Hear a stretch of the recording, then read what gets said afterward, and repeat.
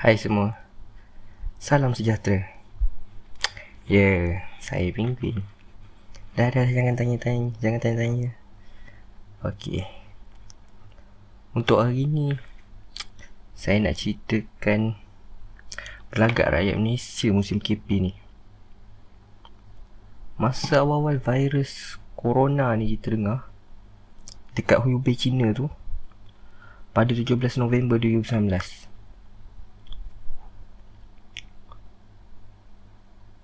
Hujung Disember 2019, dia start rancak satu China masa ni. Sebab time tu suspek kes ni, dia start daripada pasar besar. Tu diorang suspek start daripada pasar besar lah, mula. Okey, lepas tu dah lama dia check balik. Yang peliknya, orang yang kena awal-awal masa pandemik ni kena, dia tak ada kena-mengena langsung ke pasar-pasar tu. So, saintis dah start fikir dah. Dia buat kajian. Sebelum cerita nak buat saintis buat kajian ni, kat situ, time tu bila viral pasar-pasar ada ni, rakyat Malaysia macam biasa membawang.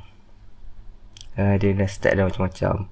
Itu ini biasalah Malaysia. Tapi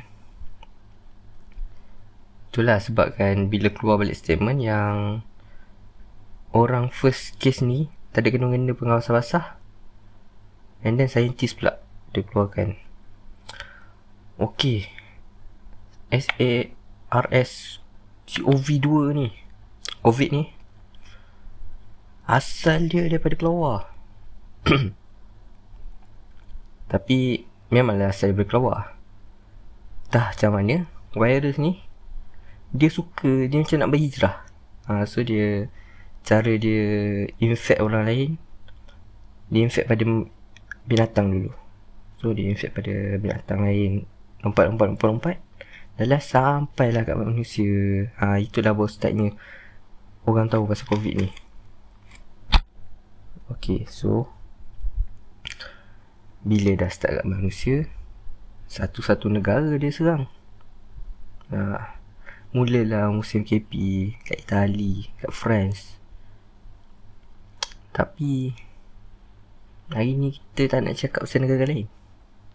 Kita kat Malaysia. So kita cakap pasal Malaysia. Sebab apa? Sebab saya bangga je dari Malaysia. So jadinya cerita COVID-19 ni, rakyat Malaysia masa awal tahu pasal kes ni, semua masih kita macam dalam kehidupan harian kita lagi. Kita just ambil tahu sikit-sikit. Ada perkembangan, kat sana dah kena infect kat. Sebab Malaysia tentu tak ada kes lagi. So kita masih tak ambil lagi first step tu. Macam first step yang kita ambil sekarang ni, hand sanitizer, tutup muka. So kita tak ambil. So sebabkan kita tak ambil tu, dia dah datang kat Malaysia. So bila datang kat Malaysia, start situ rakyat Malaysia semua dah kelang kabut dah. Kita kelang kabut tak adalah macam pecah kedai sana sini, tak ada. So kita pergi farmasi, stok kat farmasi, topeng, sanitizer semua banyak habis lah time tu. Sebab kita baru first time nak kena pandemik macam ni, kita tak ada pengalaman sebelum ni. So bila dah start, mula tu dalam 10 berapa macam tu, itu je. PKP pun tak start lagi macam tu. So bila dah tiba-tiba naik 100, 1000, time tu dah memang macam okay, PKP, kita kena ada PKP. Start pada 18 Mac tu, ingat lah time tu. So time tu tengah kerja. So bila 18 Mac tu dah kena PKP, kena stop kerja. Sebab kerja tak ada kena-kena tentang perkembangan masa tu. So maknanya kerja tu tak ada contribution. Maknanya kerja tu boleh stop. Macam setengah kerja, food industry tak boleh stop. Sebab dia menghasilkan, keluarkan makanan untuk rakyat. So kita memang tak boleh stop proses yang tu. So sebab saya kerja dalam bidang perkhidmatan saja, so memang tak ada efek apa-apa kalau kita stop. So kita orang kena stop kerja, so duduklah rumah. Okay, so bila dah duduk rumah ni Roblox kata-kata memang kita duduk rumah je, nak keluar je polis kat depan sana, polis kat depan sini. Dah bila ada polis tu, faham lah, pergerakan kita akan dikawal. Sedangkan kita nak keluar mana, penjarakan sosial tu kena ada 1 meter. 1 meter dah ke atas lah. Macam nak pergi mall, pergi keluar beli barang boleh, mall semua buka. Mall pasar-pasar lah, bukan mall beli baju tu apa semua, tu buka. Kita buka sebab kita kena pastikan rakyat duduk rumah, bukan duduk rumah saja, diorang pun manusia nak kena makan, perlu top up barang-barang harian semua. So kita tak hadkan sampai okay mat kena tutup, tak ada. So kita buka mat. So bila dah buka mat, rakyat Malaysia kena pandai untuk social distancing. So bila nak beli barang, semua jarak 1 meter. 1 meter. Masa awal memang macam awkward sikit kan, jauhnya duduk. Macam tu. Tapi tak ada apa-apa sebab kita memang tengah ada pandemik. So kita kena ikut rule yang dah dibagi semasa PKP ni. Macam nak pergi keluar pun seorang, tak boleh pergi 2. Sebab satu, kita tak nak tambahkan masalah jangkitan. So kalau seorang tu kena, kita dapat tahu dah dia kena kat mana. Bayangkan kalau 2 orang pergi, seorang ni pergi tandas, seorang ni pergi sana, jumpa pula orang sana, berjangkit kat orang sana, orang ni berjangkit kat orang sana. Balik rumah tiba-tiba sakit, pergi hospital positif. Nak cari macam mana? Sebab kita time tu kita tak ada basic nak cari orang sekeliling. Macam tu. So dah pergi sana, contoh tempat yang kita pecah tadi tu, sini je 10 orang, sini je 15 orang. Macam mana? So kita nak detect, ramai, memang 15 orang. Tapi siapa 15 orang tu? Kita tak dapat tahu cek kat situ. Tu masa awal mesti KP lah. So sebab tu kita letakkan syarat 1 orang saja. Tapi ada setengah tempat diorang bijak, diorang letak macam nak pergi tu, letak nama, bagi alamat, bagi nombor telefon. So maknanya kalau apa-apa senang detect, kita boleh call. Itulah untuk KP sekarang. Lagi satu,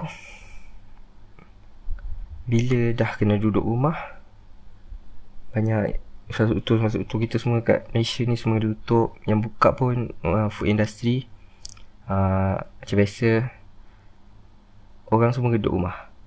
So ekonomi kita masih terbatas, tengah terbatas macam tu.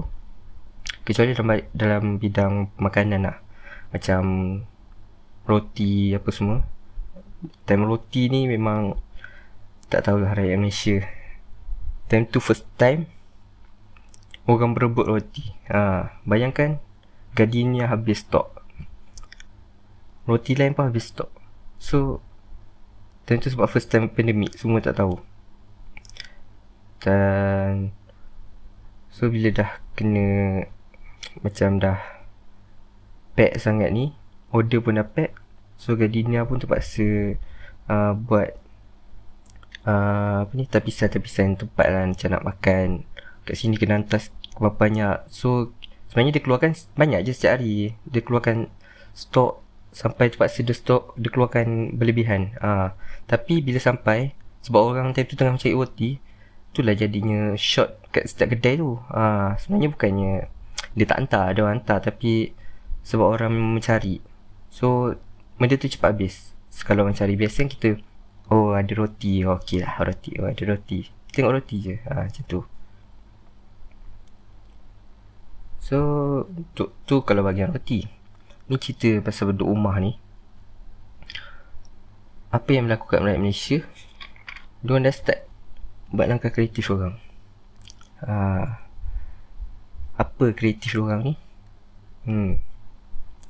First kali diorang dah start main TikTok, IG, FB, buat live stream macam-macam cerita. So bila kat TikTok ni, Masa tu tengah viral, tengah trending buat muka comel tu, yang bagaikan langit. Apa lagu comel tu, dia buat muka 3 kali tu, 1, 2, 3 je tu. Lepas tu bawa ke IG, promote ke IG, ramai lagi orang tengok. TikTok ramai lagi orang yang buat video macam tu.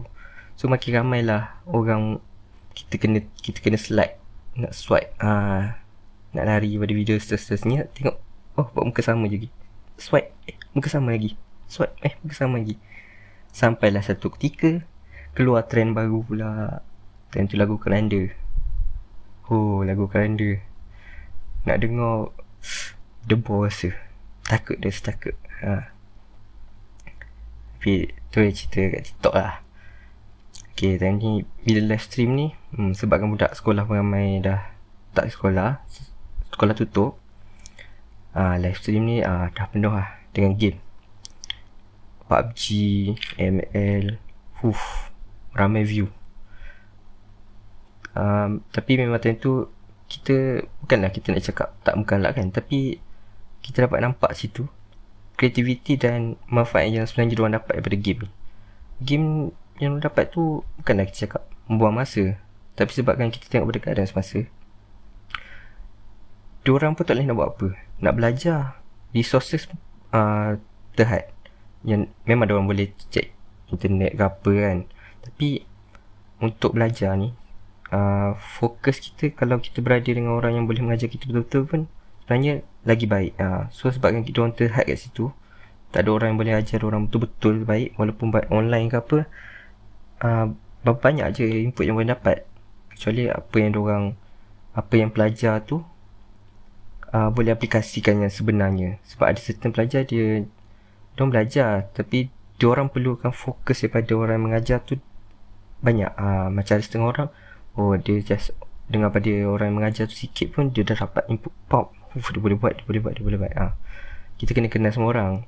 So bagi mereka-mereka yang kurang sikit dalam hal belajar ni, tak salah pun diorang nak menghiburkan diri diorang, buat streaming ke, tengok streaming ke, main game ke apa.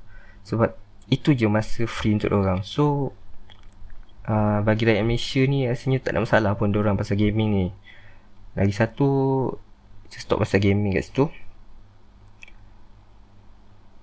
Ni kes kat rumah. Malaysia kan panas. So bila Malaysia panas, dah start dah, orang dah kenal baju kelawar. Sebenarnya semua orang Malaysia kenal je baju kelawar, tapi tentu tiba-tiba baju kelawar diviralkan sebab yang pakai baju kelawar lelaki, bukan perempuan. Yang tu macam sampai masuk kat dalam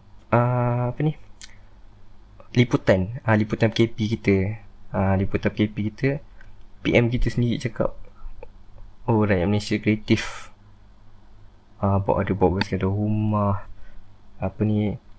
ada yang pakai baju kelawar.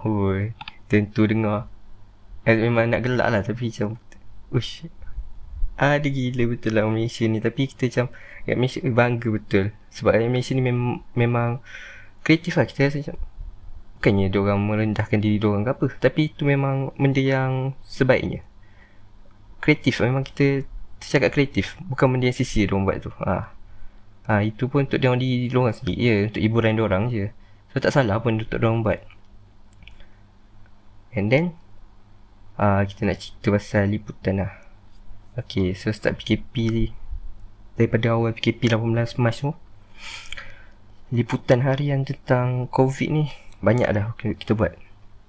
So ada update lah, kita ada update. Okay, hari ni berapa orang sakit, hari ni berapa orang discharge, hari ni berapa orang sembuh, hari ni berapa orang masih lagi kat dalam hospital. So kita dapat tahu berapa ribu, berapa ratus sakit. So time tu lepas dah tengok tu, kita dapat rasa macam bagus lah, at least kita ada liputan. Sebab pada liputan, yang paling penting, kita dapat mesej daripada MKN dengan KKKM. KKM, Kementerian Kesihatan Malaysia. KKM. Yang tu paling first time dapat mesej pada orang lah. Bukan mesej WhatsApp, tapi dia mesej yang nombor tu. first time dapat mesej nombor selain pada WhatsApp. Sejak WhatsApp masuk, masa WhatsApp dah ada tu, dah start situ dah orang dah main WhatsApp, tak ada dah main mesej. Tapi ni tiba-tiba selain pada DG, Maxi, Soulink semua, MKN dah start mesej kita setiap hari pula tu.